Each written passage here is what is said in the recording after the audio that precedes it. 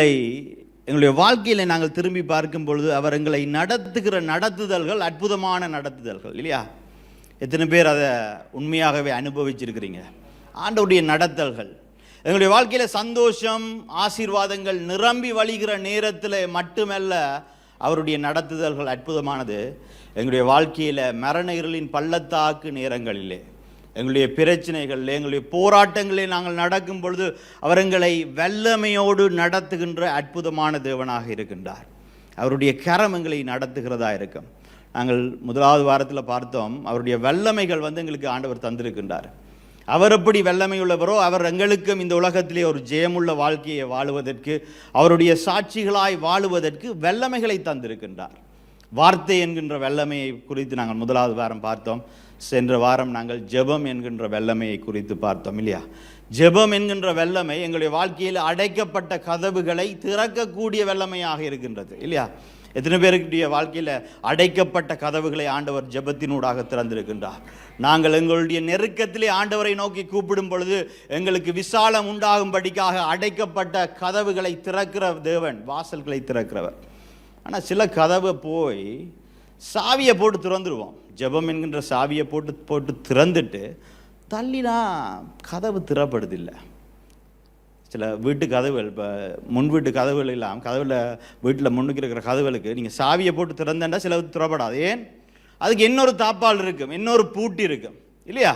அப்போ தாப்பாலும் திறந்து சாவியும் போடும்பொழுது தான் அந்த கதவு திறக்கின்றது. ஏனென்றால் இங்கே மத்தேயு 17வது அதிகாரத்திலே அந்த ஆண்டவர் இயேசுவிடத்திலே ஒரு சந்திரரோகி ஒரு மகனை, அவன் தன்னுடைய மகனாகி சந்திரரோகியை கொண்டு வருகின்றான். அந்த மகன் ஜலத்திலேயும் அக்னியிலேயும் அடிக்கடி விழுகிற மகனாக இருக்கின்றான். அப்போ சீஷர்களிடத்திலே கொண்டு வந்து கேட்கிறார்கள், இவரை சுகப்படுத்துங்கன்னு சொல்லி. சீஷர்களும் சத்தமாக ஜெபிக்கின்றார்கள். ஆனால் அந்த கதவு திறக்கப்படவில்லை. இவர்களும் ஜெபிக்கிறார்கள், அங்கே கதவு திறக்கப்படவில்லை. அந்த தகப்பன் இயேசுவிடத்திலே கொண்டு போய் விடுகின்றார். இயேசு அங்கே ஜெபிக்கும் பொழுது அந்த பிசாசு அவனை விட்டு போகின்றது. அப்போ சீஷர்களுக்கு எல்லாரும் ஒரு கேள்வி, நானும் இந்த ஜெபம் என்கின்ற சாவியை வைத்து இந்த கதவை திறந்தனே, ஏன் எனக்கு இந்த கதவு திறக்கவில்லை? அப்பத்தான் இயேசு சொல்லுகிறார், இந்த ஜாதி பிசாசு ஜெபத்தினாலும் உபவாசத்தினாலுமே அன்றி மற்ற விதத்தினாலும் அப்ப இங்க ரெண்டு சாவி தேவை. ஒன்று என்ன? சில கதவுகள், அடைக்கப்பட்ட கதவுகள் திறப்பதற்கு என்ன தேவை? முதலாவது ஜெபம் என்கின்ற சாவி தேவை. ரெண்டாவது உபவாசம் என்கின்ற சாவி தேவை. எங்களுடைய வாழ்க்கையிலே திரும்ப திரும்ப நாங்கள் பெறுகிற தோல்விகள், திரும்ப திரும்ப நாங்கள் பெறுகிற ஏமாற்றங்கள், எங்களை விட்டு போகாத வியாதிகள், வருத்தங்கள், எங்களுடைய குடும்பத்திலே வராத சமாதானங்கள் என்கின்ற இந்த பிசாசுகளை எப்படி துரத்த முடியுமா? ஜெபமும் உபவாசமும். உபவாசம் என்று சொல்லும் பொழுது என்னது? உபனோடான வாசமாக இருக்கின்றது. உபன் என்கின்ற தேவனோடு நாங்கள் வாசம் செய்கிற நேரங்கள். அந்த நேரங்கள் என்ன செய்யுதுன்னு சொன்னால் எங்களுக்கு ஒரு தெளிவை தருகின்றது, எங்களுக்கு ஆவிக்குரிய ஒரு கூர்மையை தருகின்றது, ஆண்டவருடைய அதிகாரத்தை எங்களுக்கு தருகிறது. அந்த அதிகாரம் பிசாசுகளை இதுவரைக்கும் நாங்கள் திரட்ட முடியாத, இதுவரைக்கும் நாங்கள் ஜெயிக்க முடியாத சூழ்நிலைகளை ஜெயிப்பதற்கான வல்லமையாக அது எங்களிடத்தில் வருகிறது. அதனால் இன்றைய நாளில் நாங்கள் பார்க்க போகிற காரியம் எனது உபவாச ஜெபத்தின் வல்லமை. இங்கே ரெண்டு காரியங்கள் இருக்கின்றது, உபவாசம், ஜெபம். சென்ற வாரம் நாங்கள் ஜெபத்தின் வல்லமையை பார்த்தோம். அந்த ஜெபத்தோடு கூட நாங்கள் உபவாசத்தை நாங்கள் சேர்க்கும் பொழுது அதனுடைய வல்லமை இன்னும் அதிகரிக்கிறதா இருக்கின்றது. அதனால தான் இந்த ஜாதி பிசாசு இல்லையா, சில பிசாசுன்னு சொல்லும் பொழுது சில சூழ்நிலைகள் எங்களை திரும்ப திரும்ப வீழ்த்தி கொண்டிருக்கிற சூழ்நிலைகள், திரும்ப திரும்ப நெருக்கம் கொடுத்து வழி கொடுத்து கொண்டிருக்கிற சூழ்நிலைகள் எங்களை விட்டு போகணும், அதை ஜெயிக்கணும் என்று சொன்னால் ஜெபம் மட்டும் காணாதாம், அதோடு கூட என்னது? அங்கே தேவனோடான வாசம் செய்கிறதும் தேவை.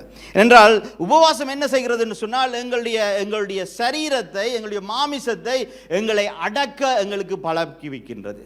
எங்களுடைய இருதயத்தை உபவாசம் சுத்திகரிக்கின்றது. தேவனோடு நாங்கள் வாசம் செய்கின்ற, அவருடைய பிரசன்னத்தில் இருக்கின்ற அந்த ஒவ்வொரு தருணங்களும் நாங்கள் எங்களுடைய மாமிசத்தை அடக்கி எங்களுடைய இருதயத்தை சுத்திகரிக்கின்றோம். அது மட்டுமல்ல, அவருடைய சத்தம் எங்களுக்கு தெளிவாக கேட்கின்றது. உபனோடு வாசம் என்று சொல்லும் பொழுது உலகத்தோடு நாங்கள் வாசம் இருந்து உலகத்தின் சத்தங்கள், பயங்கள், அச்சங்கள் எல்லாவற்றையும் கேட்டு ஆண்டவரிடத்திலே திரும்பும் பொழுது ஆண்டவருடைய சத்தம் தெளிவாக கேட்கின்றது. அந்த சத்தம் என்னத்தை கொண்டு வருகிறது? எங்களுடைய வாழ்க்கையில் ஒரு திசையை கொண்டு வருகிறது. நாங்கள் போக வேண்டிய இடத்தை எங்களுக்கு காட்டுகின்றது. அது மட்டுமல்ல, அந்த உபவாசம் என்ன செய்கிறது? எங்களுக்கு ஒரு அதிகாரத்தை கொடுக்கின்றது. அந்த அதிகாரம்தான் அங்கே சீஷர்கள் துரத்த முற்பட்ட பிசாசை இயேசு துரத்தும் பொழுது போனதற்கு காரணம் அந்த அதிகாரம். அப்ப சில காரியங்கள் அதிகாரம் இருக்கும் பொழுது அது இலகுவாக நடக்கின்றது. அப்போ உபவாசமும் ஜெபமும் என்ன செய்கிறது?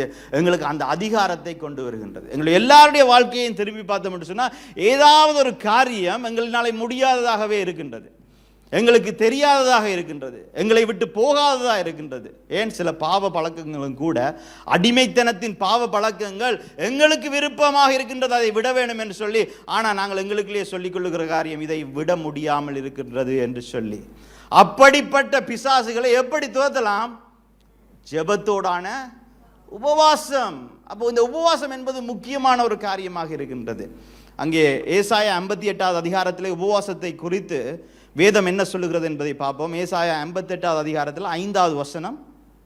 மனுஷன் தன் ஆத்துமாவை ஒடுக்குகிறதும் தலைவணங்கி நாணலை போல் ரெட்டினாலும் சாம்பலினாலும் படுத்துக் கொள்ளுகிறதும் எனக்கு பிரியமான உபவாசம் நாளாக இருக்குமோ? எனக்கு பிரியமான உபவாச நாளாக இருக்குமோ? அப்ப மனுஷன் தன்னுடைய ஆத்மாவை அடக்க வேண்டும். ஏன்னா ஆத்மா என்ன சொல்லுது? சாப்பிடு சாப்பிடு சாப்பிடு, ஆசையை நிறைவேற்று என்று சொல்லுகின்றது. இந்த ஆசையை நிறைவேற்றாமல் அந்த ஆத்மாவை அடக்க வேண்டும். அங்கே ஒடுக்கி நாணலை போலும் இருட்டிலும் சாம்பலிலும் படுத்து கொள்ளுகிறது எனக்கு. அப்ப அதுதான் எனக்கு பிரியமான உபவாசமான ஆண்டவர் கேட்கின்றார். ஆனால் அதுக்காண்டி ஆண்டவர் அப்போ நான் சாப்பிட்டு கொண்டே ஆண்டவரோடு இருக்கலாம்ன்றதுக்காண்டி இல்லை. இங்கே எங்களுடைய ஆத்மாவை அடக்குவது முக்கியம். நாங்கள் அந்த இடத்தில் நேரத்திலே தேவனோடு எங்களுடைய நேரத்தை செலவழிப்பது முக்கியம். ஆனால் அது மட்டுமே தேவனுக்கு பிரியமான உபவாசம் இல்லை என்று வேதம் சொல்லுகிறது. அப்ப தேவனுக்கு பிரியமான உபவாசம் என்னவாம்? 6வது வசனம். அக்கிரமத்தின் கட்டுகளை அவிழ்க்கிறதும் நுகத்தடியின் பிணியல்களை நெகிழ்கிறதும்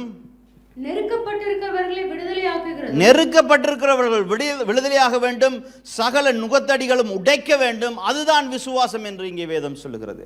அதை சொல்லிவிட்டு 7வது வசனத்திலே நாங்கள் பார்த்தோம் சொன்னால், பசியுள்ளவனுக்கு ஆகாரத்தை பகிர்ந்து கொடுக்கிறதும் துரத்துண்டு சிறுமையானவர்களை வீட்டிலே சேர்த்துக் கொள்ளுகிறதும் வஸ்திரம் இல்லாதவனை கண்டால் அவனுக்கு வஸ்திரம் கொடுக்கிறதும் உன் மாம்சமானவனுக்கு உன்னை ஒழிக்காமல் இருக்கிறதும் அல்லவோ எனக்கு உகந்த உபவாசம். அப்ப அவர் தேவனுக்கு உகந்த உபவாசங்களிலே 3 காரியங்கள் இருக்கின்றது.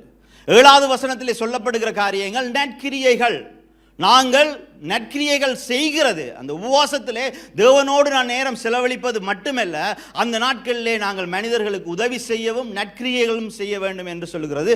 அதுதான் தேவனுக்கு பிரியமான உபவாசம். அங்கே 5வது வசனத்தை பார்த்தோம் என்று சொன்னால், நாங்கள் எங்களுடைய ஆத்மாவை அடக்கி தேவனோடு நேரம் செலவழிக்க வேண்டும். அதுதான் உபவாசம். ஆனால் 6வது வசனம் சொல்லுகின்றது, நெருக்கப்பட்டிருக்கிறவர்களை விடுதலையாக்குகிறது உபவாசம் என்று சொல்லி. அது மட்டுமல்ல, நுகத்தின் தடிகளை உடைத்து போடுகிறது உபவாசம் என்று சொல்லி. அப்ப இந்த உபவாசத்தில் நாங்கள் நற்கிரியைகள் செய்வது மட்டுமல்ல, இந்த உபவாசத்தின் அதிகாரம் எங்களுக்கு வரும்பொழுது, இந்த வல்லமை எங்களிடத்தில் வரும்பொழுது, நெருக்கப்பட்டவர்களை நாங்கள் விடுதலையாக்குகின்ற ஒரு அதிகாரம் எங்களுக்கு வருகின்றது, ஒரு வல்லமை வருகிறது. நுகத்தடிகள் இதுவரையும் சுமந்து உடைக்க முடியாமல் நாங்கள் சென்று கொண்டிருக்கிற அந்த நுகத்தடிகளை உடைத்து போடுகின்ற அதிகாரம் இந்த உபவாசத்துக்கு கொடுக்கப்பட்டிருக்கின்றது இல்லையா? ஏனென்றால் அங்கே சீஷர்கள் சத்தம் போட்டு ஜெபிச்சிருப்பாங்க. யோசிச்சு பாருங்க, அப்பாலே போ சாத்தானே இல்லையா? அவன் ஜலத்திலையும் தண்ணீர்லையும் விழுந்து விழுந்து எழும்புறான். இப்போ இவர்கள் அவர்கிட்ட விடுறாங்க, ஜெபிங்க பாஸ்டர் என்று சொல்லி. இப்போ பாஸ்டர் என்ன செய்வார்? ஜெபிச்சு பார்ப்பாரு. பூவாட்டி என்ன நடக்குவார்? இன்னும் கொஞ்சம் சத்தமாக ஜெபிப்பார். என்னையும் சேர்த்து தான் நான் சொல்கிறேன் இல்லையா? அப்பாலே போ சாத்தேன், அப்பாலே போ. சத்தம் போட்டு அது போகலை. ஆனால் சத்தத்துக்கு போகாத அந்த பிசாசு காளி வயிற்றுக்கு போனது இல்லையா? அங்கே உபவாசம் இருக்கிறதுனால, அந்த உபவாசத்தில இருந்து கிடைத்த வல்லமையினால தான் இந்த பிசாசு போனது. அப்ப உபவாசம் என்னது? எங்களுடைய வாழ்க்கையிலே வரும்பொழுது, அந்த வல்லமை வரும்பொழுது, நெருக்கப்பட்டிருக்கிறவர்கள் விடுதலையாக்கப்படுவார்கள். நுகத்தடிகள் உடையும். இன்றைய நாளிலும் நாங்கள் கூட ஏதாவது ஒரு நெருக்கத்துக்குள்ளே இருக்கிறோம் என்று சொன்னால் அந்த நெருக்கத்திலிருந்து விடுதலை எங்களுடைய நேச்சுரல் பலத்தினால பெற முடியாவிட்டால், உபவாசம் இருக்கும் பொழுது எங்களுடைய இயற்கைக்கு அப்பாற்பட்ட தேவ வல்லமை, அந்த சூப்பர் நேச்சுரல் பவர் எங்களுக்குள்ளே வருகிறதுனாலே அந்த அதிகாரம் இதுவரை எங்களினாலே முடியாத, உடைக்க முடியாத நுகத்தடிகளை உடைப்பதற்கான வல்லமையை கொடுக்கின்றது. அதனால தான் உபவாசம் இருக்க வேண்டும் என்று ஆண்டவர் சொல்லுகின்றார். அந்த உபவாசத்தில் நாங்கள் என்ன செய்ய வேண்டும்? இது ஒரு என்ன சொல்ற, ஒரு சண்டை, ஒரு போர் என்று சொல்லணும். இந்த உபவாசத்திலே நாங்கள் ஒரு போராடுகின்றோம். என்ன போராடுகிறோம்? எங்களை நாங்களே என்ன இல்லை என்று சொல்ல பழக்கிக் கொள்கின்றோம். என்ற எங்களுக்குள்ள இருக்கிற மாமிசம் என்ன சில காரியங்களை விரும்புகின்றது. அந்த விரும்புகிற காரியங்களுக்கு நாங்கள் அதுக்கு விட்டு கொடுத்தே பழகி போயிட்டோம் இல்லையா? ஒரு 10 நிமிஷம் சாப்பிட லேட் ஆனாலும் என்ன சொல்லுவோம்?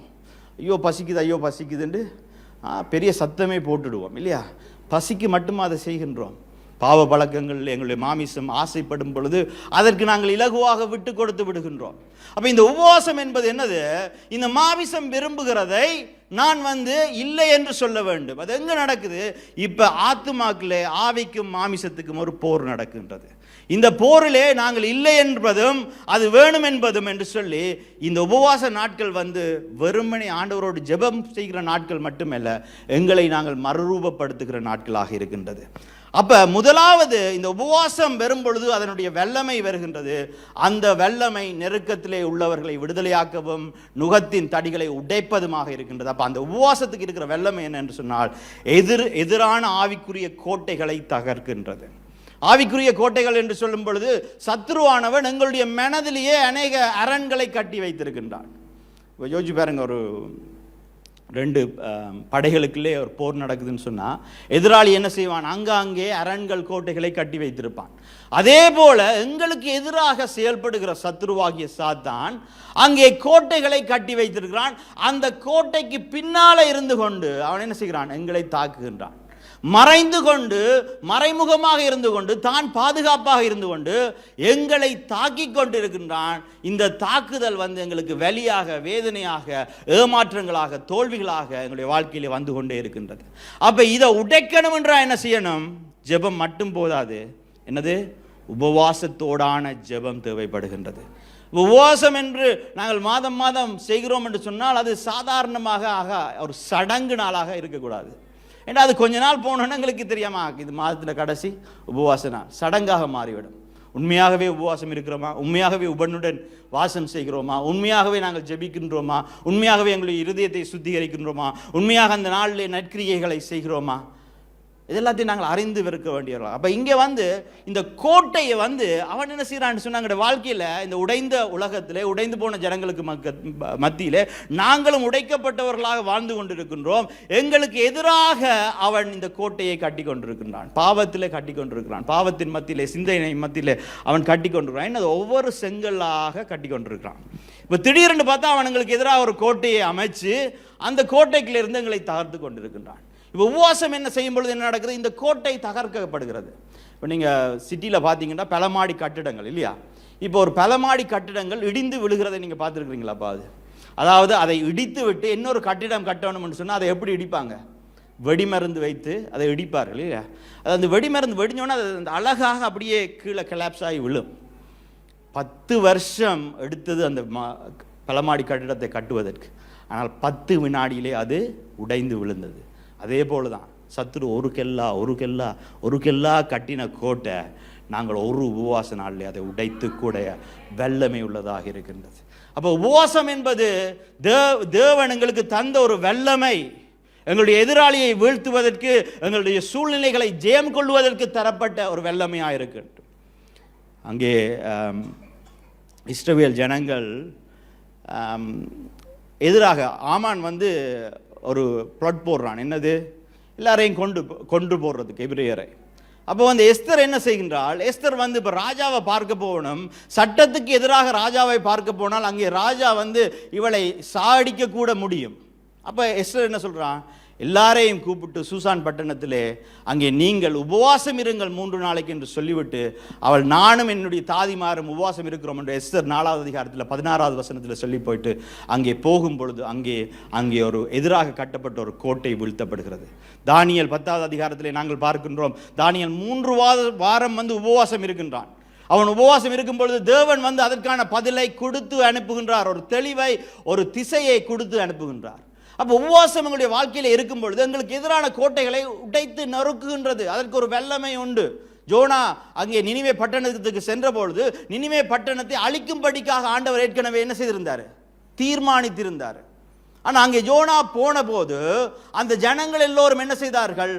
மனம் திரும்பி உபவாசம் செய்தார்கள். அதன் நிமித்தம் அவர்கள் என்னது? ரட்சிக்கப்பட்டார்கள். அப்போ அந்த உபவாசத்து மனம் திரும்பி நாங்கள் உண்மையாகவே தேவனை தேடி செய்கிற உபவாசத்துக்கு ஒரு வல்லமை உண்டு. அங்கே அப்போஸ்தலர் நடபடிகளில் நாங்கள் பார்க்கின்றோம் 13வது அதிகாரத்தில் அங்கே பவுலையும் பார்னபாசையும் என்னுடைய ஊழியத்துக்காக பிரித்து அனுப்புங்கள் என்று அங்கே ஊழியத்துக்கான அந்த திசை, அவர்கள் செல்ல வேண்டிய திசையை எங்கே அவர்கள் பெற்றுக்கொள்கிறார்கள்? உபவாசத்திலே பெற்றுக்கொள்கிறார்கள். அப்போ உபவாசம் என்பது எங்களுடைய வாழ்க்கையிலே நாங்கள் பயன்படுத்தக்கூடிய, நாங்கள் எங்களுடைய லைஃப் ஸ்டைலில் இருக்க வேண்டிய ஒரு காரியமாக இருக்கின்றது. இது ஒரு சடங்கு அல்ல, ஒரு சம்பிரதாயம் அல்ல. கலாத்தியர் 5வது அதிகாரத்தை நாங்கள் திருப்பினோம் என்று சொன்னால் அங்கே 17வது வசனம் இந்த உபவாசத்திலே எங்களுக்கு நடக்கின்ற இந்த போரை குறித்து அங்கே சொல்லுகின்றது. வாசிப்போம். மாம்சம் ஆவிக்கு விரோதமாகவும் ஆவி மாம்சத்துக்கு விரோதமாகவும் இச்சிக்கிறது. நீங்கள் செய்ய வேண்டும் என்று இருக்கிறவைகளை செய்யாதபடிக்கு இவைகள் ஒன்றுக்கொன்று விரோதமாய் இருக்கிறது. நாங்கள் ஆவியிலே வாழணும் என்று விரும்புகிறோம், ஆனால் மாமிசம் விரும்புதில்லை. மாமிசம் என்ன செய்து? இவ்வளவு நாளும் செய்த பாவத்தை, இவ்வளவு நாள் நாங்கள் விரும்பின காரியத்தை அது செய்ய சொல்லி மீண்டும் மீண்டும் எங்களை தூண்டுகின்றது. இப்போ இந்த மாமிசத்துக்கும் இந்த ஆவிக்கும் ஒரு போர் நடக்கின்றது, எதிரான ஒரு போர் நடக்கின்றது. இந்த போர் எங்க நடக்குது? எங்களுக்குள்ள நடக்கின்றது. மாமிசம் கேட்குது, சுக வாழ்வு வேணும் எனக்கு. ஆனால் ஆவி என்ன சொல்லுது? இல்லை, தேவ பிரசன்னம் உனக்கு தேவை என்று சொல்லுது. மாமிசம் சொல்லுது, இப்பவே என்னுடைய ஆசை நிறைவேற வேண்டும் என்று சொல்லுகிறது. ஆனால் ஆவி என்ன சொல்லுகின்றது? ஆவி சொல்லுது, பரிசுத்தத்தை நாடு என்று சொல்லுகின்றது. அப்போ இங்கே என்ன, ஒரு போராட்டம் நடுகளும் நடந்து கொண்டே இருக்கின்றது. இப்போ மாமிசம் சொல்லுது, இப்போ எனக்கு கிடைக்கின்ற திருப்தி தான் எனக்கு முக்கியம் என்று சொல்லி. யோசிச்சு பாருங்க, எப்போ எல்லாம் நாங்கள் மாமிசத்துக்கு இடம் கொடுக்கின்றோம்? இப்போ எனக்கு கிடைக்கின்ற திருப்தி முக்கியம் என்று நாங்கள் எண்ணும் பொழுது அந்த மாமிசத்துக்கு இடத்தை கொடுக்கின்றோம். ஆனால் ஆவி என்ன சொல்லுது? இப்போ கிடைக்கிற திருப்தியை பார்க்கிலும் நித்திய திட்டம், தேவனுடைய நித்திய திட்டம் தான் முக்கியம் என்று சொல்லி பாருங்க. அப்போ இங்கே ஒரு போர் நடக்கிறது, எங்கள் 2 பேருக்குமே போர் நடக்குது. இந்த போரில் யார் வெல்லுவார்கள்? யார் வெல்ல வேண்டும்? ஆவிதான் வெல்ல வேண்டும், இல்லையா? ஏனென்றால் ஆவிதான் எங்களுக்கு வாழ்க்கையை கொடுக்கின்றதாக இருக்கின்றது. இப்போ ஒரு விவசாயி அவருக்கு ஆடு 2 ட்வின்ஸ் ஆடு பிறகுது, 2 ஆடுகள் பிறகுது, ஆட்டுக்குட்டிகள். இப்போ பேரன் வர்றான்னு பார்த்தா இந்த ஆட்டுக்குட்டிகள் எப்போவுமே மோதி கொண்டு இருக்கிறது, ஒன்று போய் இடிக்கிறது, மோதுக்குமோ இடிக்கிறது. அப்போ இவர் என்ன செய்கிறாருன்னா இந்த விவசாயி 2ஐயும் பிரித்து வைக்கிறார். அப்போ பேரன் கேட்குறான், தாத்தா இந்த 2 ஆடுமே எப்போவுமே முட்டிக்கொள்ளுது, ஏன் முட்டிக்கொள்ளுது? அது அப்படித்தான், நெடுகள் முட்டிக்கொள்றதாவே இருக்குது. இப்போ நீங்கள் பிரித்து வச்சுருக்கிறீங்களே தாத்தா, இது வளர்ந்தோன்னு நீங்கள் வெளியில் விடும் பொழுது இதில் எந்த ஆடு ஜெயிக்கும் என்று கேட்டானா. இப்போ தாத்தா கொஞ்சம் நேரம் யோசிச்சுட்டு சொன்னாராம், நான் எந்த ஆட்டுக்கு கூட தீனி போடுறனோ அந்த ஆடு ஜெயிக்கும்னு சொல்லி. உண்மை அதுதான், இல்லையா? எந்த ஆடு பலமாக வளரும், எந்த ஆட்டுக்கு நாங்கள் தீனி அதிகமாக போடுறோமோ அந்த ஆடு தான் பலமாக வளரும். இப்போ நாங்கள் எந்த ஆட்டுக்கு தீனி போட்டு கொண்டிருக்கிறோம்? மாமிசம் என்கின்ற ஆட்டுக்கு தீனி போட்டு வளர்த்து கொண்டிருக்கிறோமா?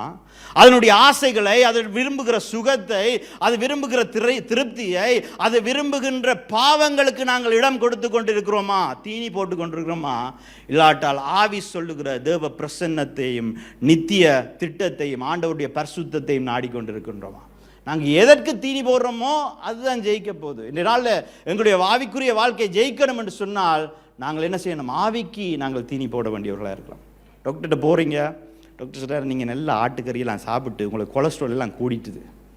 என்ன செய்வீங்க? நீங்கள் நாளைக்கு அதே ஆட்டுக்கறியை சாப்பிடுவீங்க? நாளைக்கு மரக்கறி சாப்பிடுவீங்களா இல்லையா? திடீர்னு கூட டயட் மாறுதா இல்லையா? ஏன்? இங்கே கொலஸ்ட்ரால் கூடிட்டுன்னு சொல்கிறாரு. அதை போல தான் இந்த உபவாசம் என்ன செய்கிறதுன்னு சொன்னால், எப்பெல்லாம் நாங்கள் அடிக்கடி என்ன செய்கிறோம்? எங்களை அறியாமலே இந்த மாமிசத்தினுடைய பக்கத்துக்கு போயிடுறோம். பாவத்துக்குள்ள போகிறோம், விருப்பத்துக்கு போகிறோம். இந்த ஆவியை கொஞ்சம் ஜெபத்தை குறைச்சி கொள்வது, தேவ பிரசன்னத்தை குறைச்சி கொள்வது, பரிசுத்தத்தை குறைச்சி கொள்வது, இப்படியே இங்கே மாமிசத்துக்கு வந்தோன்னே இப்போ வந்து கொலஸ்ட்ரால் கூடிட்டுது, என்னது பாவம் கூடிட்டுது, மாமிசம் கூடிட்டுது. அப்போ என்ன செய்ய டாக்டர் சொல்கிறாரு, நீ திரும்ப எங்கே போகிறது? உபவாசம் இருக்கும் பொழுது நாங்கள் எங்களுடைய மாமிசத்துக்கான தீனியை கொடுத்து குறைத்து நாங்கள் எங்களுடைய ஆவிக்கான தீனியை கொடுக்கின்றோம். அப்போ இந்த விரோதமாக இது சண்டை பிடித்து கொண்டிருக்கிறோம். அதான் ரோமர் 8வது அதிகாரத்தில் 13வது வசனத்தை நாங்கள் வாசிப்போம். மாம்சத்தின் படி பிழைத்தால் சாவீர்கள், ஆவியினாலே சரீரத்தின் செய்கைகளை அழித்தால் பிழைப்பீர்கள். பாருங்க, மாமிசத்தின் படி பிழைத்தால் என்னவாம்? சாவீர்கள் என்று வேதம் சொல்லுகிறது. அப்போ இந்த மாமிசம் என்ன ஒரு நல்ல செடியும் அதை சுற்றி முட்செடிகள் வளர்ந்து என்று சொன்னால் என்ன நடக்கும்? அதுக்கு மூச்சு திணறும் இல்லையா? அது சாகும். அதே போல தான் நாங்கள் ஆண்டவருக்குள்ளே இருந்தாலும் கூட நாங்கள் பாவத்துக்கு மாமிசத்துக்கு இடம் கொடுத்திருந்தோம்னு சொன்னால் இந்த மாமிசத்தின் முட்செடிகள் வளர்ந்து எங்களை நெருக்கி எங்களை மூச்சு திணற வைத்து நாங்கள் சாவோம் என்று வேதம் சொல்லுகிறது. இந்த ஆவிக்குரிய சாவு எங்களுக்கு வரும். ஆனால் ஆவியினாலே சரீரத்தின் செயல்களை அழித்தால் பிழைப்பீர்கள். அப்போ இந்த சரீரத்தின் செயல்களை நாங்கள் அழிக்க வேண்டும். இந்த மாமிசத்தின் செயல்களை, இந்த மாமிசம் என்ன செய்ய விரும்புகிறது என்பதை அழிக்க வேண்டும். அப்போ உபவாசம் என்பது என்னது? சாதாரணமாக எங்களுடைய வயிற்றை கட்டி போட்டு விடிய எழும்பி இன்றைக்கு உபவாசம்னா நான் ஒன்றுமே சாப்பிட மாட்டேன், ஸ்ட்ரிக்டாக சொல்லிட்டேன் என்று சொல்லி போட்டு போகிற இடத்துல எல்லாம் கெட்ட வார்த்தை பேசி செய்யக்கூடாத காரியத்தை செய்து பார்க்கக்கூடாத காரியத்தை பார்த்து பேசக்கூடாத வார்த்தைகளை பேசி கேட்கக்கூடாத காரியங்களை கேட்டு திரும்ப வந்து ஆண்டவரே இன்றைக்கு உபவாசம் இருந்தேன் என்னை ஆசீர்வதியும் என்று சொல்கிறது உபவாசம் இல்லை. என்னது? அப்போ உபவாசம் என்றது எங்களுடைய மாமிசத்தின் செய்கைகளை அழிக்க வேண்டும். அதை நாங்கள் அழிக்கும் பொழுதுதான் என்ன நடக்குமாம்? அதை அழித்தால் நீங்கள் பிழைப்பீர்கள் என்று சொல்லுவோம். இப்போ ஒரு பிள்ளை வந்து ஐஸ்கிரீம் கடைக்கு பக்கத்தால் போய்க்கல என்ன செய்யும்? நம்மளோட பிள்ளைகளெல்லாம் நல்ல பிள்ளைகள், ஆனால் சில பிள்ளைகள் இருக்குது என்னது, ஐஸ்கிரீம் கடையை கண்டா கதறி அடம் பிடிச்சி அழுங்கள் பார்த்துருங்களா? இப்போ அடம் பிடிச்சி அழும் பொழுது அப்பா சொல்லுவார், அம்மா உனக்கு தடிமன் நீ இது குடிக்கக்கூடாதுன்னு சொல்லுவார். பிள்ளை கேட்குதா? அது கேட்காதா? அது கத்தி அலறும் இல்லையா? கத்தி அலறி அதை ஒரு மணித்தியாலம் 2 மணித்தியாலம் அலறி அது கொஞ்சம் கொஞ்சமாக ரங்கி வந்து பிம்மி பேந்து அப்படியே சத்தமெல்லாம் குறைஞ்சி வரைக்கல அப்பா போய் சொன்னா அப்போ தான் கேட்கும். ஏன் நான் இதை சொல்கிறேன்னு சொன்னால், இந்த மாமிசமும் அப்படித்தான். நாங்கள் எல்லாருமே இந்த 27ஆம் தேதியிலேருந்து 10 நாள் உபவாசம் இருக்க போகிறோம். சந்தோஷமா எல்லாருக்குமே? என்ன சந்தோஷத்தையே காணல. இப்போ தானே சொன்னேன், உபவாச நாட்கள் என்பது எங்களுக்கு வெள்ளமை தருகின்ற அதிகாரம் தருகின்ற நாட்கள் என்று நீங்கள் இப்படி பார்க்குறீங்க. என்ன அப்போ இந்த 10 நாட்களும் இந்த மாமிசம் என்ன செய்யும்டா? கதறி அடம் பிடிச்சு அள்ளும். என்னது? சாப்பிடு ஒவ்வொரு நாளும் சாப்பிட்டிய, இன்றைக்கு மட்டும் சாப்பிடாட்டி எப்படி? ஒவ்வொரு நாளும் இதை செய்தியே, இன்றைக்கு செய்யாட்டி எப்படி? ஒவ்வொரு நாளும் பார்த்தியே, இன்றைக்கு பார்க்காட்டி எப்படின்ட்டு அடம் பிடிச்சு அள்ளும். இப்போ என்ன செய்யணும்? நீங்கள் அது அடம் பிடிச்சு அழட்டும். இப்போ சொல்லி வேலை இல்லைன்னு அப்படியே விட்டுறணும். அது அடம் பிடிச்சு மத்தியானம் வந்து இன்னும் கத்தி அழும். பின்னேரம் போயேக்கல பிம்ம துறங்கிடும். பிம்மி கொஞ்சம் காமா வரைக்கல அப்பத்தான் ஆவியின் சத்தம் எங்களுக்கு கேட்கும். ஏன்? இந்த மாமிசத்தின் இறைச்சல், இந்த மாமிசத்தின் ஆசை தேவன் எங்களோடு பேச விரும்புகிற காரியங்களை நாங்கள் கேட்க முடியாமல் அது தடுத்து வச்சிருக்குது. அப்போ நாங்கள் உபவாசம் இருக்கும்பொழுது என்ன செய்கின்றோம்? ஆண்டவரை, இந்த மாமிசம் எனக்கு முக்கியம் இல்லை, நீர் பேசுகிற அப்பா எவ்வளவு சொன்னாலும் அடம் பிடிச்சு அழுகிற பிள்ளைகிட்ட, அப்பா இது உனக்கு தடிமன், நீ உனக்கு நல்லதில்லை, உடம்புக்கு கூடாது, பல்லுக்கு கூடாது சொல்லி பாருங்க, கேட்கவே கேட்காது. ஆனால் அது அழுது அடம் பிடிச்சு அந்த ஆசை தீர்ந்து மாறி இதன்றோன்னு தான் என்ன செய்யும்? அப்பா சொல்ல அப்பாவை கட்டி பிடிச்சு அப்பாவோடு சேரும். அதே போல தான் நாங்கள் எங்களுடைய மாமிசத்தை அடக்க வேண்டும். அதான் 1 கொரிந்தியரில் 9வது அதிகாரத்தில் 27வது வசனத்தில் பவுல் சொல்லுகிறார், மற்றவர்களுக்கு பிரசங்கிக்கிற நானே ஆகாதவனாக போகாதபடிக்கு என்னுடைய மாமிசத்தை அடக்கி காத்துக்கொள்கிறேன்னு சொல்கிறார். அப்போ எங்களுடைய மாமிசம், நாங்கள் யார்? நான் மற்றவர்களுக்கு போதிக்கிறவர் அல்லன்னு நீங்கள் சொல்லலாம். நாங்கள் என்ன? தேவனுக்காக சாட்சியாக வாழும்படிக்காக அழைக்கப்பட்டவர்கள். எங்களை பார்த்தாங்க பார்த்தியா, இயேசுடைய சபைக்கு போகிறவர்கள், ஆலயத்துக்கு போகிறவர்கள், இயேசுடைய பிள்ளைகள் என்று சொல்லுகிறவர்கள் இப்படி ஆகாமல் இருக்கிறாங்கன்னு சொல்லுவாங்களா? அப்படி சொல்லுவதற்கு நாங்கள் இடம் கொடுக்கலாமா? அப்படி இடம் கொடுக்காதபடிக்கு தேவனை நான் விசுவாசிக்கிறேன், தேவனை நான் தரிசிக்கின்றேன், தேவனுடைய வார்த்தைகளை நான் கீழ்ப்படுகிறேன் என்று சொன்னால் என்னுடைய மாமிசத்தை அடக்க நாங்கள் பழகிக்கொள்ள வேண்டும். அப்போ இந்த உபவாச நாட்கள் வெறுமனையே எங்களுடைய வயிற்றை கட்டுறது மட்டுமல்ல, எங்களுடைய வாயை பொத்தி, காதை பொத்தி, கண்ணை பொத்தி நாங்கள் நடக்க வேண்டிய வழியிலே நடக்க வேண்டிய நாட்களாக இருக்கின்றது. அப்போ சரீரத்தை ஒடுக்கி கீழ்ப்படுத்துகிறேன் என்று அங்கே பவுல் சொல்லுகின்றார். சரீரத்தை நாங்கள் கீழ்ப்படுத்துகிறோமா? யோசிச்சு பார்ப்போம். இந்த வாரத்தில் நீங்கள் யோசிச்சு பாருங்க, எப்பெல்லாம் அந்த ஆசை நிறைவேற வேண்டும் என்ற அந்த எண்ணம் வரும்பொழுது அதை நிறைவேற்றினீங்களா? உடனே நிறைவேற்றினீங்களா? பசி வாரத்துக்கு முதலே சாப்பிட்றாக்கள் தான் நாங்கள், இல்லையா? என்ன பசி வந்துடும் என்று சாப்பிட்றாக்கள் நாங்கள். ஆண்டவர் சொல்றாரு, இந்த சரீரத்தை அடக்கி பழக்குங்க. இந்த சரீரம் நீங்க சொல்றதை கேட்கணுமே ஒழிய சரீரம் சொல்றதை நீங்க கேட்கக்கூடாது. இப்போ we can walk the dog or the dog can walk us, இல்லையா? நாங்கள் நாயை போக்கு கூட்டிகிட்டு போகலாம், ஆனால் சில பேருடைய வாழ்க்கையில் நாய் தான் அவர்களை போக்குக்கு கூட்டிகிட்டு போகுது. இப்போ எங்களுடைய சரீரம் எங்களை போக்குக்கு கூட்டிகிட்டு போதா, இல்லாட்டி நாங்கள் எங்களுடைய சரீரத்தை போக்கு கூட்டிகிட்டு போகிறோமா என்பதுதான் முக்கியமாக இருக்கிறது. அப்போ ரோமர் 8வது அதிகாரத்தில் சொல்லப்படியே அழித்தால் பிழைப்பீர்கள் என்று வேதம் சொல்லுகிறது. அப்போ எங்களுடைய மாமிசத்தை அடக்கிற நாட்கள் இந்த 10 நாட்கள். ஸோ இந்த 10 நாட்கள் நாங்கள் என்ன செய்ய வேணும்? பார்க்கக்கூடாது, கேட்கக்கூடாது. இதை செய்யும் பொழுது என்ன நடக்கிறது? எங்களை அறியாமலே அது எங்களுடைய லைஃப் ஸ்டைலாக மாறுகிறது. இதுவரையும் என்னை இந்த காரியத்தை நான் விட்டுவிட முடியாமல் இருக்கிறேன் என்று நினைத்த காரியங்கள் இந்த உபவாச நாட்களோடு ஒளிந்து போகும். ஏனென்றால் அதற்கான அதிகாரம் எங்களுக்கு கொடுக்கப்படுகிறது.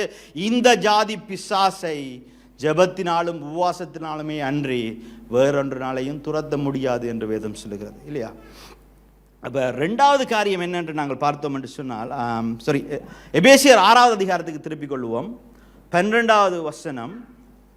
ஏனெனில் மாம்சத்தோடும் இரத்தத்தோடும் அல்ல, துரைத்தனங்களோடும் அதிகாரங்களோடும் இப்பிரபஞ்சத்தின் அந்தகார லோகாதிபதிகளோடும் வான மண்டலங்களில் உள்ள பொல்லாத ஆவிகளின் சேனைகளோடும் நமக்கு போராட்டம் உண்டு. எங்களுக்கு போராட்டம் உண்டு. ஆனால் எங்களுடைய போராட்டம் இன்னொரு மாமிசத்தோடு இல்லை. மாமிசம் எங்களுடைய மாமிசத்தை குறித்து கூடவில்லை, இன்னொரு மனிதனோடு இல்லை. ஆமாம், அந்த மனிதன் உங்களுக்கு எதிராக நிற்கலாம், உங்களுக்கு எதிராக காரியங்கள் செய்யலாம், உங்களை குற்றப்படுத்தலாம், உங்களுக்கு வலி வேதனையை உண்டாக்கலாம். ஆனால் வேதம் சொல்லுகிறது அந்த மனுஷனோட உங்களுக்கு சண்டை இல்லைன்னு சொல்லி. அப்போ எங்களுக்கு என்ன, யாரோட சண்டையாம்? அந்த மனிதனுக்கு பின்பாலே செயல்படுகின்ற அந்தகார லோகாதிபதிகளும் சத்ருடைய சேனையோடும் தான் எங்களுக்கு சண்டை. இப்போ மனுஷனை எங்களுடைய கண்ணுக்கு தெரியும், ஆனால் இந்த சத்ருவை கண்ணுக்கு தெரியாத சத்ருவாக இருக்கின்றான். அப்போ நாங்கள் எப்போவுமே யாரோட சண்டை போடுறது? மனுஷனோட சண்டைக்கு போகிறோம். ஆனால் வேதம் சொல்லுகிறது இல்லை, உபவாச நாட்களில் நாங்கள் என்ன செய்கிறோம்? எனக்கு மனுஷனோட சண்டை இல்லை, மனுஷனுக்கு பின்னால் செயல்படுகிற பொல்லாத ஆவிகளோடு தான் எனக்கு சண்டை என்று சொல்லி அந்த ஆவிகளோடு சண்டைக்கு போகிறோம். அந்த ஆவிகளை பார்க்க முடியாது, காற்றை நாங்கள் பார்க்க முடியாது, ஆனால் மரங்கள் சாய்ந்து விழுகிறதை பார்க்கின்றோம். காற்றை நாங்கள் பார்க்க முடியாது, ஆனால் அலைகள் கொந்தளிக்கிறதை நாங்கள் காண்கின்றோம். ஏனென்றால் காற்று இருக்கின்றது. அதே போல தான் சத்ருடைய சேனையும் தேவனுடைய பிள்ளைகளாக தேவனுடைய வழிகளிலே நடக்க விரும்புகிறவர்களை எதிர்த்து அவன் வருகின்றான், அரண்களை கட்டுகின்றான், கோட்டைகளை கட்டுகின்றான். ஆனால் அந்த கோட்டை கதவை நாங்கள் குச்சித்தடியை வச்சு உடைக்க முடியாது. அதை உடைப்பதற்கு ஒரு வல்லமை தேவை. அந்த வல்லமையாக உபவாச ஜெபம் இருக்கிறது என்பதை தான் இங்கே வேதம் சொல்லுகிறது. அங்கே 2 நாளாகவும் 20வது அதிகாரத்தில் நாங்கள் பார்க்கிறோம், யோசபாத்தை எதிர்த்து 3 புத்திரர்கள் வர்றார்கள். ஆமோன் புத்திரர்கள், மோவாப் புத்திரர்கள், ஆமோனியர்கள், மூவரும் 3 ஜாதியும் சேர்ந்து வரும்பொழுது அவன் தன்னை ஒருமுகப்படுத்தி கொண்டு யூதாவெங்கிலும் உபவாச நாளை அறிவித்தான் என்று வேதம் சொல்கின்றது. என்ன செய்தான் அவன்? முதலாவது என்ன செய்தான்? உபவாச நாளை அதிகரித்தான். அவன் ஒரு ராஜா, அவனை எதிர்த்து 3 படைகள் வருகிறது. அப்ப அவனுடைய ஒரு படையை விட 3 மடங்கு படை எதிர்த்து வருகின்றது. எங்களை விட, எங்களுடைய பலத்தை விட 3 மடங்கு பலம் எதிர்த்து வந்தாலும் கூட அந்த படையை, அந்த பலத்தை ஜெயிக்கக்கூடியதுதான் உபவாச ஜெபத்தினுடைய வல்லமையாக இருக்கின்றது. அப்ப இந்த உபவாச ஜெபத்தை என்ன எடுத்த உடனே அவன் தேவனை தேடுவதற்கு தன்னை முன்குறித்து உபவாச ஜெபத்தை எடுக்கிறான். உண்மையான ராஜாண்டா என்ன செய்திருக்கணும்? படை எல்லாத்தையும் கூப்பிட்டு, தளபதி எல்லாத்தையும் கூப்பிட்டு ஒரு திட்டத்தை தீட்டி விட்டு பேந்து உபவாசத்தை அறிவிச்சிருக்கலாம் தானே? இல்லை, என்று அவனுக்கு தெரியும், நான் போடுகிற திட்டத்தை விட, என்னுடைய படைப்பலத்தின் மேலே நான் வைத்திருக்கிற நம்பிக்கையை விட தேவன் எனக்கு கொடுக்க போகிற வல்லமை பெரிதாக இருக்கும். அதனால நான் முதலாவது உபவாசத்துக்கு போகின்றேன். இப்போ நாங்கள் எங்களுடைய பிரச்சனைகளில், எங்களுடைய போராட்டங்களில் முதலாவது எங்கே ஓடுகின்றோம்? மனித பலத்திடத்திலே ஓடுகிறோமா, இல்லாவிட்டால் தேவ பலத்துக்கிடத்திலே ஓடுகின்றோமா? தேவ வல்லமை ஆகிய தேவனுடைய வார்த்தை, ஜெபம், உபவாசம், ஆவியின் வல்லமை ஆகிய காரியங்கள் இடத்திலே நாங்கள் செல்லும் பொழுது எங்களுடைய போராட்டம் இலகுவாக நாங்கள் ஜெயிக்கக்கூடியதாக இருக்கின்றது. அப்போ ஒரு ஸ்ட்ராட்டஜி, ஒரு திட்டம் போடுவதற்கு முன்பாகவே தேவனிடத்தில் போக வேண்டும். இப்போ எஸ்தர் ராஜா அரண்மனைக்கு போக வேண்டியதாக இருந்தது. இப்போ இங்கே ராஜா அரண்மனைக்கு என்ன செய்யணும்? ராஜாவோட பேச வேண்டும். என்றால் அங்கே யூதர்களுக்கு எதிராக அங்கே திட்டம் தீட்டப்பட்டிருக்கிறது. இப்போ யூதர்களுடைய உயிரெல்லாம் இப்போ எஸ்தருடைய கையிலே இருக்கிறது. அதனால தான் எஸ்தர் ராஜாத்தியாக ஆக்கி வைக்கிறது. ஆனால் சட்டம் என்ன சொல்லுதுன்னு சொன்னால், ராஜாவினுடைய அனுமதி இல்லாமல் ராஜ மாளிகைக்குள்ளே நுழைந்தண்டா அவளையும் வெட்டி போடுவாங்களாம். அப்போ இவள் என்ன சொல்கிறாள்? இவள் சொல்கிறாள், நீங்கள் எல்லாருமா சேர்ந்து சூசான் பட்டணத்தில் 3 நாள் ஜபித்து உபவாசம் இருங்கள். நானும் என்னுடைய தாதிமாரும் ஜபித்து உபவாசம் இருக்கின்றோம். அதற்கு பின்பாக நான் அரண்மனைக்குள்ளே போவேன், செத்தாலும் சாவேன் என்று சொல்லிட்டு போகிறாள். அவளுடைய திட்டம் என்ன? தேவன் மேலே தங்கி இருப்பது. அப்போ உபவாசம் செய்யும்போது நாங்கள் என்ன செய்கிறோம்னு சொன்னால், எங்களுடைய திட்டம் ஆண்டவரே எங்களுடைய வெள்ளமேலே அல்ல, உண்மையிலே தங்கி இருப்பது என்று ஆண்டவருக்கு ஒப்பு கொடுக்கின்றோம். அப்படி ஒப்பு கொடுக்கும் பொழுது எங்களுக்கு முன்பாக இருக்கிற கோட்டைகளை ஆண்டவர் தகர்க்கிற தேவனே ஆக இருக்கின்றார். அப்போ அங்கே எஸ்தர் அந்த அரண்மனைக்கு போகிறதுக்கு முன்பாக யோசிச்சு பாருங்க. இப்போ அரண்மனைக்குள்ளே போகணும், அரண்மனைக்குள்ளே போகும் பொழுதே அவளை வெட்டி போடலாம்.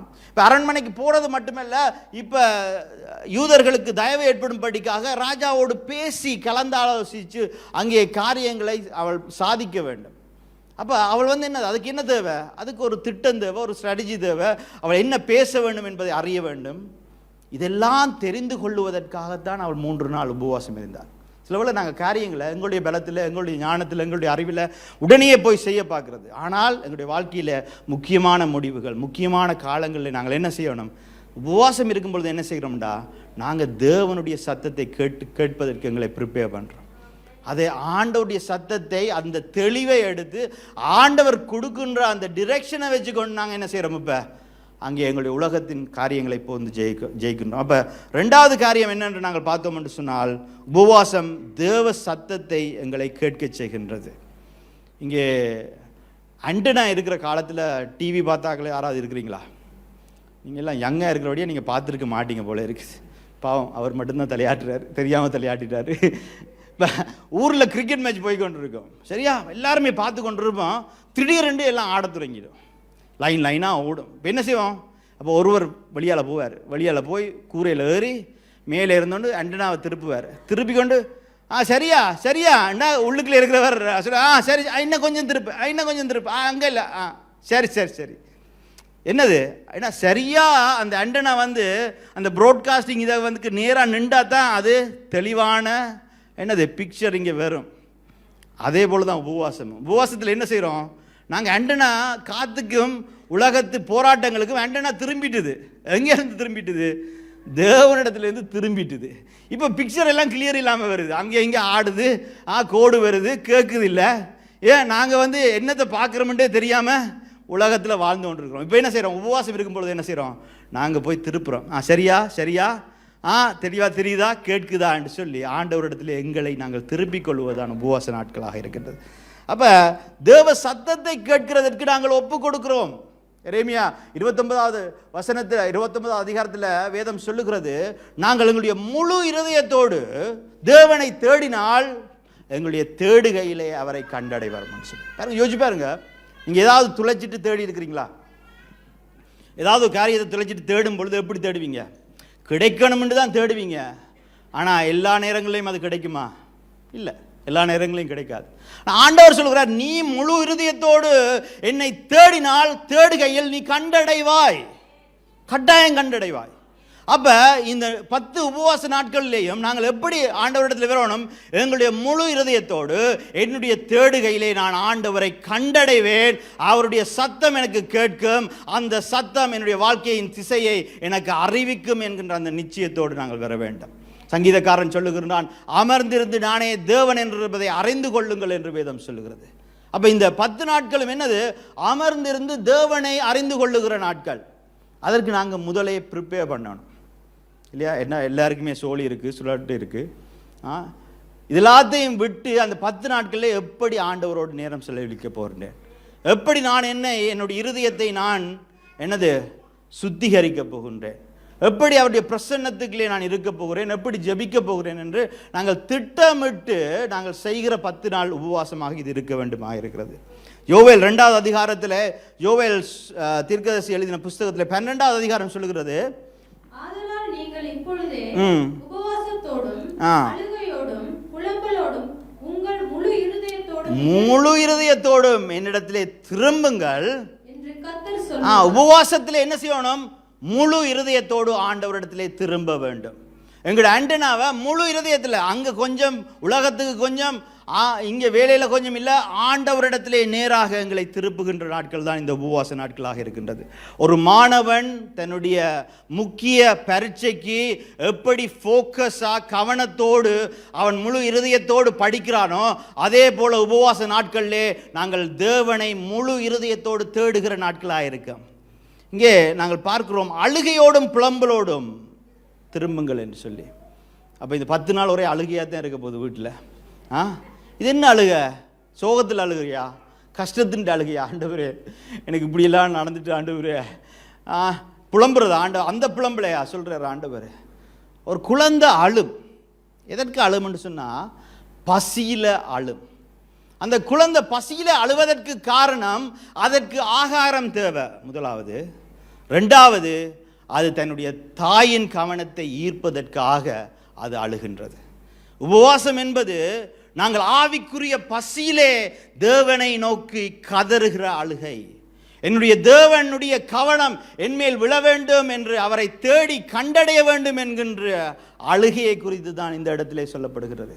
அப்போ இந்த 10 நாட்களும் நாங்கள் தேவன் மேலே ஒரு மான் நீரோடையை வாஞ்சிப்பது போல, அது நீரோடையை கண்டடையும் மட்டும் அது ஓடுகிறதை நிப்பாட்டுவதில்லை. அதே போல முழு இருதயத்தோடு நாங்கள் தேடுகிற ஆண்டவரை தேடுகிற நாட்களாக இது இருக்க வேண்டும். தானியேல் 9வது அதிகாரத்தில் தானியேல் 3 வாரங்கள் 21 நாட்கள் உபவாசம் இருந்து ஜெபிக்கின்றான். ஏனென்றால் அவன் எரேமியா புஸ்தகத்தை வாசிக்கும் பொழுது அதில் 70 வருஷத்தை குறித்து எழுதப்பட்டிருக்கின்றது. இந்த 70 வருஷம் என்ன என்று சொல்லி அவன் கண்டடைய வேண்டும் என்று சொல்லி அங்கு உபவாசித்து ஜெபிக்கின்றான். நாங்கள் வாசிப்போம். நான் உபவாசம் பண்ணி ரெட்டிலும் சாம்பலிலும் உட்கார்ந்து ஆண்டவரை ஜெபத்தினாலும் விண்ணப்பங்களினாலும் தேட என் முகத்தை அவருக்கு நேராக்கினேன். அப்ப இந்த 21 நாளும் அவன் என்ன செய்தான்? அவன் உலகத்து காரியங்கள் எல்லாவற்றையும் விட்டு இரட்டிலும் சாம்பலிலும் என்று சொன்னா அந்த சாம்பலை போட்டுக்கொண்டு உலகத்து காரியத்துக்கு போயிடாது. அவன் தந்த நாட்கள் 21 நாட்களும் தேவனுக்கு என்று தன்னை சுற்றி ஒரு வேலியை அடைத்து உபவாசத்திலும் ஜெபத்திலும் தேவனை தேட அந்த முகத்தை என்ன செய்தான்? ஆண்டனாவை நேரா திருப்பினான் என்று வேதம் சொல்லுகிறது. இப்போ ஒரு கம்பளி பூச்சி, ஒரு பட்டுப்பூச்சி வண்ணாத்தி பூச்சியாய் மாறுவதற்கு என்ன செய்யும்?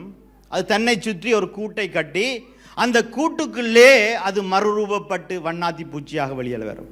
அந்த கூட்டுக்குள்ளே அது சாப்பாடு தண்ணி எல்லாம் கொண்டு போய் வச்சா அது கூட கட்டுது இல்லை. அந்த கூட்டுக்குள்ளே அது போகும் பொழுது அது பசியோடு போகின்றது. அது அந்த இடத்துல இருக்கும் பொழுது பசியோடு இருக்கின்றது. அதனுடைய கவனம் எல்லாம் அது மறுரூபப்பட வேண்டும் என்று. இந்த 10 நாட்கள் எங்களுடைய வாழ்க்கையிலே, எங்களுடைய குடும்பத்திலே, எங்களுடைய சபையிலே ஒரு மறுரூபம் பெறுவனும் என்று சொல்லி ஒரு கம்பளி பட்டுப்பூச்சி எப்படி மறுரூபம் அடைகின்றதோ அதே போல உபவாச நாட்களில் நாங்கள் தேவனை நோக்கி முழு இருதயத்தோடு அவரை மட்டுமே கவனம் செலுத்தி ஒரு மறுரூபத்தை பெறுகிற நாட்களாக இருக்கணும். அதைத்தான் இங்கே தானியேல் செய்கின்றான். அவன் எல்லாவற்றையும் விட்டு 21 நாட்கள். அப்போ இந்த 21 நாட்களில் என்ன நடக்கிறது? மறைக்கப்பட்ட விஷயங்களை ஆண்டவர் எங்களுக்கு தெரியப்படுத்துகின்றார்.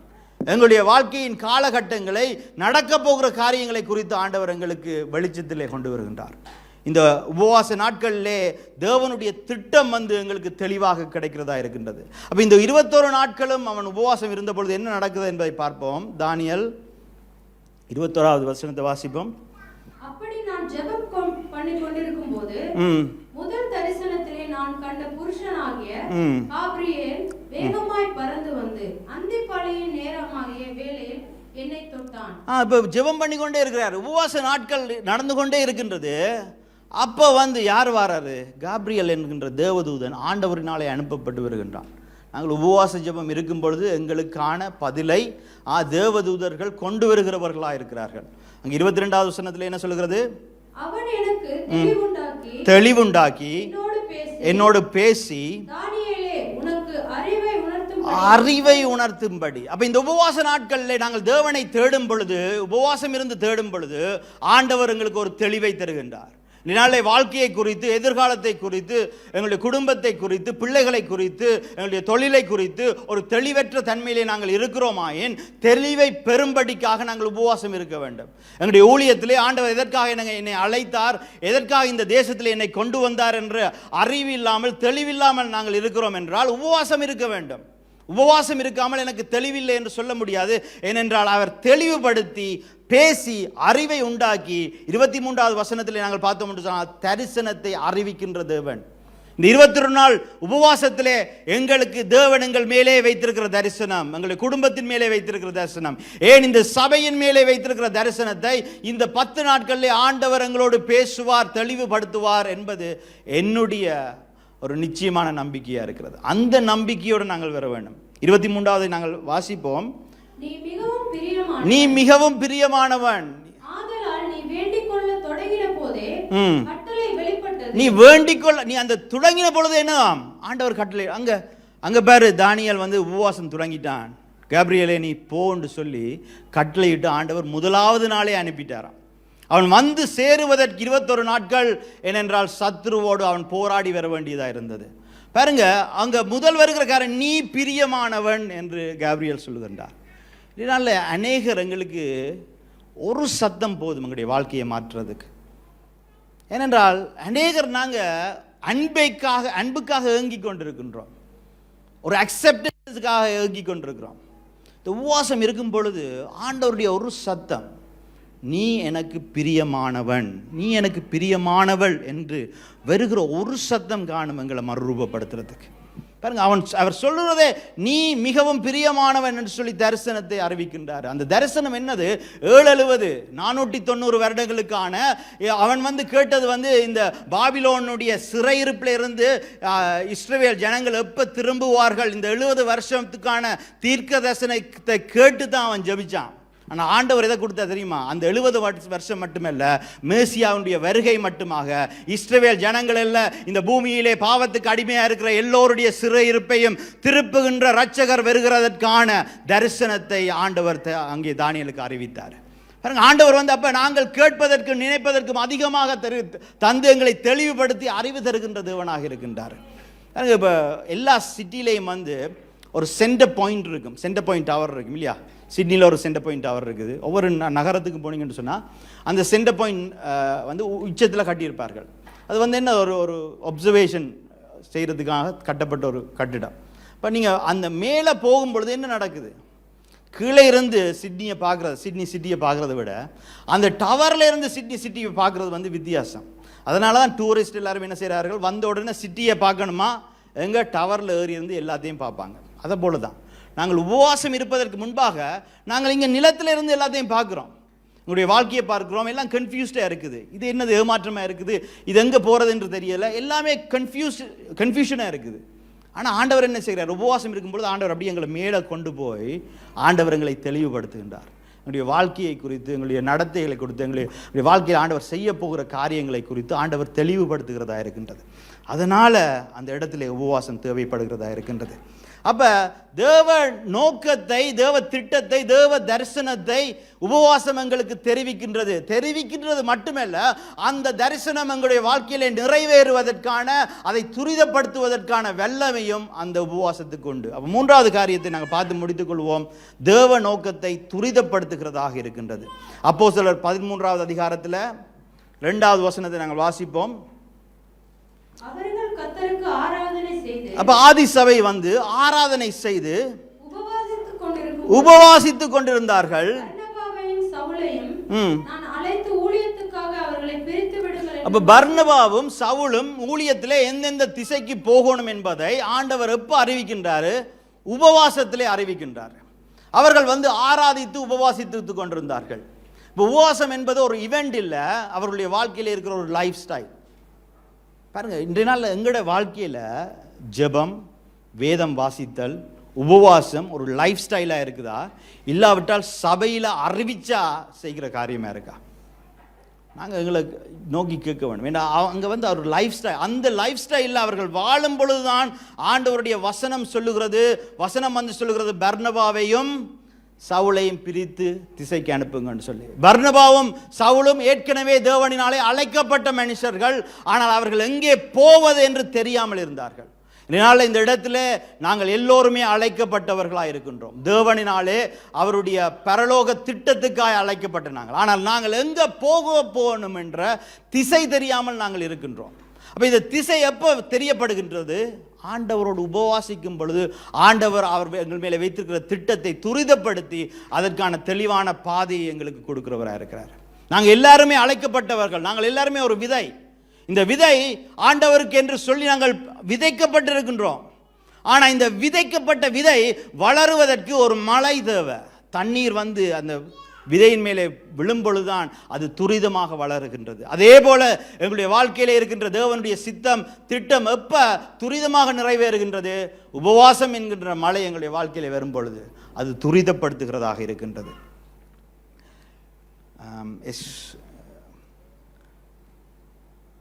எக்ஸ்ட்ரா ஸ்கிப் பண்ணிப்போம், நேரம் செல்வதுடைய.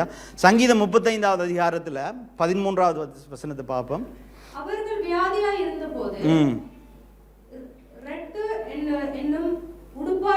என் உடுப்பாய் இருந்தது, நான் உபவாசத்தால் என் ஆத்துமாவை உபத்திரப்படுத்தினேன், என் ஜெபம் என் மடியிலே திரும்ப வந்தது. என் ஜெபம் என் மடியிலே திரும்ப வந்தது. அப்போ உபவாசத்திலே ஏறெடுக்கின்ற ஜெபத்தினுடைய பதில் வந்து எப்படியா?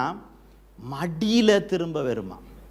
தானியேல் ஜெபித்த பொழுது ஆண்டவர் முதலாவது நாளே கட்டளையிட்டார். இன்றைய நாளும் இந்த வருஷத்திலே நாங்கள் செய்ய போகிற உபவாசத்திலே என்னென்ன காரியங்கள் என்ன எங்களுக்கு தடைப்பட்டு இருக்கின்றதோ, விடை கிடைக்காமல் இருக்கிறதோ, அந்த முதலாவது நாளிலிருந்தே விடைகள் வர தொடங்க போகுது என்றால் அதுதான் வேத வசனம் சொல்லுகிறது. அது என்னது? என் மடியிலே திரும்ப வந்தது என்று வேதம் சொல்லுகின்றது.